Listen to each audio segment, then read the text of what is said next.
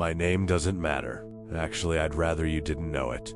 I'm 27 years old. I've lived alone since I moved to this small town almost 2 years ago. I work as an IT technician fixing computers, phones, security cameras. Nothing exciting. My routine was always the same. Wake up at 6:20 a.m., weak coffee, 2 slices of toast, 7:05 bus, work until 6 p.m., go home. Frozen dinner, YouTube until I fall asleep. No close friends, no family nearby. That's why I chose this place. Silence. My neighborhood is old, houses from the 70s, low walls, big trees. At night you hear crickets, wind, sometimes dogs barking far away. On the corner of my street there's an abandoned house. Everyone knows it, big building, 2 floors, peeling paint, broken windows, rusted gate hanging from one hinge. According to the neighbors, no one has lived there for over 10 years. Some said the old owner died alone. Others said the family disappeared. I never cared. It was just another empty building. Until I started noticing things. At first I ignored them, like anyone would. The first thing was the noise. Every night around 10:40 p.m., I heard something coming from that house. Not screaming. Footsteps. Slow. Dragging. Like someone walking with difficulty upstairs. At first I thought, it's probably a cat. Then, some kids sneaking in. But the time was always the same. 10:40, 10:42, 10:39. Almost scheduled. One night I looked. Pulled the curtain aside. The house was completely dark. No flashlight. No phone light. Nothing. But the noise continued. Then my phone started acting strange. Every night between 3 o'clock and 3:15 a.m., it vibrated. No notification, no message, no missed call. Just one vibration, like something arrived and disappeared. I checked everything. Nothing. Changed SIM card. Still happened. Then there was the smell. Mold. Strong. Inside my bedroom. Even with windows closed. Like someone had opened a rotten, abandoned room inside my apartment. It vanished after a few minutes. One afternoon, coming home from work, I noticed something. The gate of the abandoned house was wide open. I had never seen that before. I asked in the neighborhood WhatsApp group, "Does anyone know if someone lives in that house?" A woman replied, "It's been empty since 2011. Another person wrote, "Better not get involved." I laughed, ignored it. I shouldn't have. After that, things got worse fast. I started having strange dreams. I was always inside that house, always in the dark, always climbing the stairs, never reaching the 2nd floor. I'd wake up sweating, heart racing. One night I woke up to someone whispering my name softly, like they were standing near my door. My name. I sat up immediately. Hello? Nothing. My apartment was locked. Everything was normal. 2 days later, I found a note on my door, a torn notebook page, no signature. It said, "You look too much." My hands were shaking. I installed a camera in my living room, motion activated. First night, nothing. Second night, 3:12 a.m. It turned on. Recorded 14 seconds. When I watched it, I almost threw up. The room was empty, but the audio, someone was breathing, right next to the microphone. Heavy breathing. And in the background, dragging footsteps, inside my apartment. I was asleep in my bedroom, alone. I started missing work, paranoid, sleeping with the lights on. Then I noticed something worse. Every time I opened my curtain at night, one window in that house was always open. Same one, 2nd floor. Rain, wind, storm, always open, like someone was standing there, watching, waiting. I went to City Hall, asked about the house, said I was thinking about renting it. The clerk stared at me, lowered his voice. "That house isn't for living." He showed me an old file. Local newspaper. 2011. Headline: Woman found dead in home after months missing. Name: Helena Ferreira. Lived alone. Had mental health issues. Neighbors said she complained about someone living with her. Someone walking at night, moving things, watching her. Police thought she was delusional, until they found her. She died sitting in a chair upstairs, starved, dehydrated, surrounded by homemade cameras. She recorded her own house for months, but in the videos, no one appeared. Only her. Sounds, footsteps, breathing, and sometimes a shadow passing behind her. Cause of death: cardiac arrest due to extreme stress. Final note in the report: before dying, she repeatedly wrote on the walls, "He has seen me." On my way home, I passed the house. The window was open, and this time someone was there. A face. After that, nothing was normal. My reflection started lagging. Sometimes it blinked late. Sometimes it smiled when I didn't. The cameras record every night. Always at 3:12 a.m. Always showing someone behind me. Blurry. Impossible to focus. One morning I woke up and my wall had scratches. Words carved into it. Now you know. The smell never left. The footsteps are inside my head now. Even during the day. Even at work. It's 2:03 a.m. now. I'm writing this in the dark. Because I just got a notification. The camera turned on. I'm in my bedroom, but the recording shows the living room. Someone is sitting on my couch, with my face, looking at me, typing. On the screen. If anyone finds this, don't come to this street. Don't look at that house, because it only needs you to see it once, to never leave you again.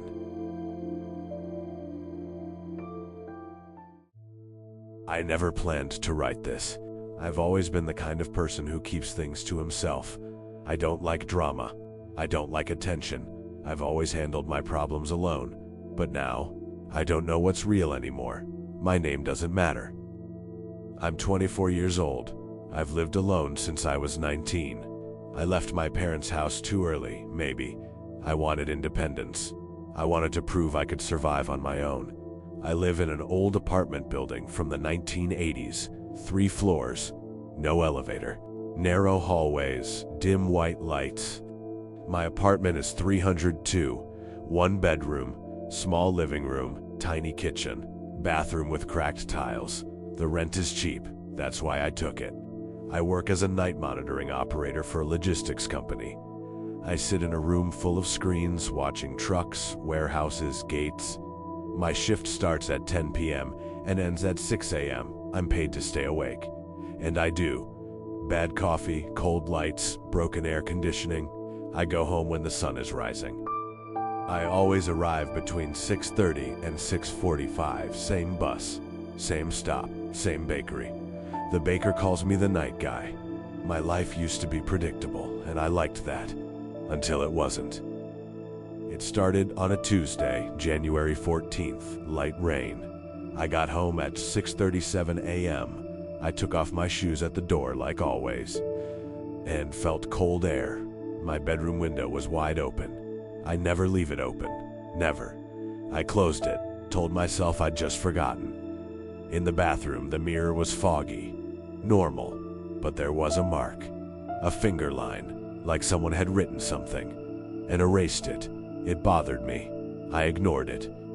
The next day, my phone was in the kitchen. I had left it on my bed. The screen was on. Showing 3:17 a.m., no notifications, no history. I thought maybe I sleepwalked, then I started hearing noises, footsteps in the hallway. Between 4 and 5 a.m., always the same time. They stopped in front of my door. Stayed there. Still, one night I heard my doorknob turn. Slowly, carefully, like someone testing it. I didn't sleep after that. I stared at the door until sunrise. After the first week, I was exhausted. I slept badly. I dreamed badly. I dreamed I was trapped in the apartment, that doors disappeared, that windows closed by themselves. I woke up sore, like I'd been fighting. One morning I found footprints, wet, bare feet from the bathroom to my bed. They weren't mine. I hadn't showered. I started recording audio every night, just in case. On the third recording, I heard this, 2:58 a.m. breathing, then a voice. Soft. You pretend you don't see. I cried. Out of fear, out of confusion, out of frustration. I asked for vacation. Stayed home, locked in. But it got worse. My reflection started lagging. Sometimes it didn't copy me. Sometimes it moved wrong. One night, it smiled. I didn't. I smashed the mirror. Then came the messages. Unknown numbers. Changing won't help. I'm here. You already know. Always at night. Always different numbers. I talked to the building manager. She tried to avoid it. I insisted. She sighed. You're the fourth in 2 years. Before me, one man vanished. One woman was hospitalized. One man killed himself. Jumped from the bedroom window. My window. All of them worked nights. All lived alone. All complained about being watched. I searched online. Found an old forum. Posts from 2019. Same building. Same floor. Same apartment. One post said, it appears when you're weak, when you're tired, when you feel invisible. He said it wasn't a ghost, not a person. It used loneliness, it copied, it learned. It got inside your head. Last post, it's writing for me now. It's 2:26 a.m. The lights are flickering. The building is silent. My phone died. No reason. The internet cuts in and out. The intercom rings. No one answers. Someone is in the hallway. I can hear it. Breathing. Slow. Like it's preparing. My laptop camera just turned on. It shows my bedroom. From above. I'm in the frame. But there's something else. Behind me. Too close. With my face. But empty. No expression. It's typing with me. I can feel it. My hands shake. Sometimes they stop on their own. If this ends suddenly, don't look for me. Don't come here. Don't stay too alone for too long. Because it doesn't steal bodies. It learns how to be you. Until there's nothing left. I was always a normal person. Nothing special. I never had anxiety, panic attacks, or insomnia. I fell asleep easily. I'd lie down, close my eyes, and be gone. That's why when everything started, I thought it was just exhaustion. My name doesn't matter. I'm 29 years old. I live alone in a small apartment on the 4th floor of an old building near downtown. Built in the 1970s. Thick walls, loud pipes, slow elevator. I work as a freelance designer. Logos, social media posts, banners. I work from home. My routine was repetitive. Wake up at 9 a.m., strong coffee, laptop on the table. Messages from clients, quick lunch, more work. Gym at 7 p.m., shower, TV shows, bed. I wasn't very social, I liked my space. At night, the building felt dead. After 10 p.m., all you could hear was distant traffic, wind against windows, and sometimes footsteps in the hallway. I liked that silence. Until that Thursday. Light rain. The kind that sounds like whispering. I went to bed around 1 a.m. At first, I thought I was dreaming. A dry tapping sound. Tap. Then again. Tap. Pause. Another. It wasn't loud. It wasn't aggressive. It was persistent. I checked the time. 2:17 a.m. I got up. Drank water.